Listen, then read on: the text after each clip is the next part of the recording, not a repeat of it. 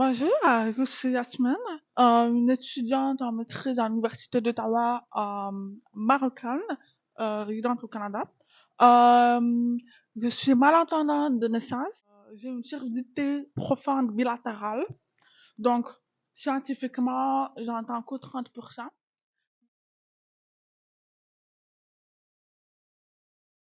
Il y a très peu de gens qui comprennent vraiment c'est quoi le défi en tant que personne malentendante. Il y a des gens pour eux, ou bien tu es sourde, ou bien tu entends très bien. Ils comprennent pas le milieu. Déjà, ça, c'est super important de le dire. Plus, il y a aussi, en tant que malentendante, on a besoin de lire par les lèvres.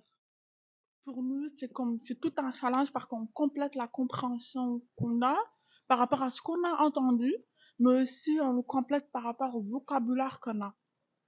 Ok? Donc, pour nous, c'est tout un travail de cerveau qu'on fait en même temps. À la fin de journée, on arrive avec une tête un peu gonflée de douleur de part et tout.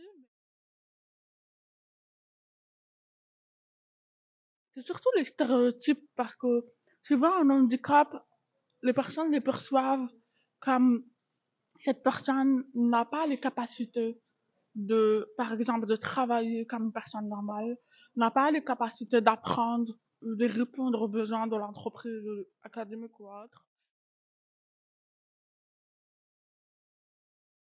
Et à chaque fois que si ça marche pas une stratégie, ne jamais laisser tomber, à toujours essayer de stratégie jusqu'à trouver la bonne stratégie et atteindre tes objectifs.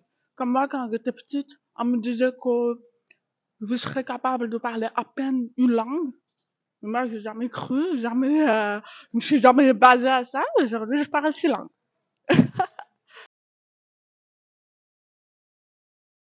Vous savez qu'ils sont très impliqués par rapport à des projets comme inclusifs pour les personnes handicapées. Dans les pays en situation en guerre ou autre. Donc ça, c'était mon premier objectif. En plus, c'est un organisme international et qui ont un bureau à Montréal, donc ça aussi, ça m'intéresse beaucoup. Et j'ai eu beaucoup de chance de m'intégrer en ce moment précisément parce que il y a eu un projet en cours à Cuba pour je voulais faciliter le milieu de travail, l'accès au milieu de travail pour les femmes handicapées à Cuba. Et ça, je trouvais c'est super intéressant parce que c'est un pays du Sud en développement et c'est aussi le projet inclusif pour les femmes handicapées. Et j'ai beaucoup appris vraiment, j'ai eu beaucoup de belles expériences et j'espère dans le futur proche et après à être inclus dans d'autres projets du même sujet.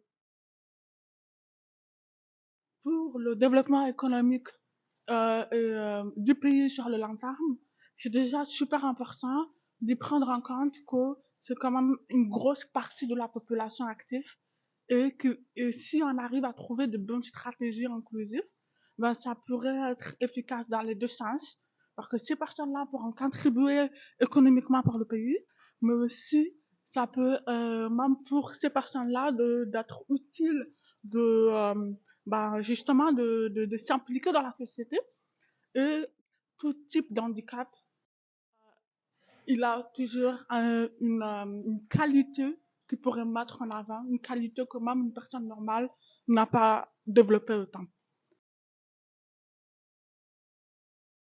Déjà, de un, c'est super important d'avoir une idée au moins générale du type d'handicap pour au moins comprendre quels sont les défis de ce type d'handicap. Comme par exemple, moi, en tant que malentendante, dès le début, je n'ai pas hésité de dire que j'ai besoin de lire par les lèvres. J'ai besoin aussi que, par exemple, dans les réunions, que ça soit une salle de conférence, par exemple, fermée, pour ne pas être dérangé par d'autres bruits. Si par exemple aussi il y a par exemple une réunion de plusieurs personnes, comme plus de 6, 7 personnes, où il y a beaucoup de bruit, ne pas hésiter aussi par exemple d'être toujours face à la personne pour lire par les lèvres, ou par exemple d'avoir des notes. Vous voyez, donc c'est toujours il y a toujours des solutions, et je pense que c'est super important de les prendre en compte. Et n'oublions pas aussi que le fait d'inclure ces personnes handicapées dans la société, ça pourrait aussi améliorer l'image de cette entreprise. Merci!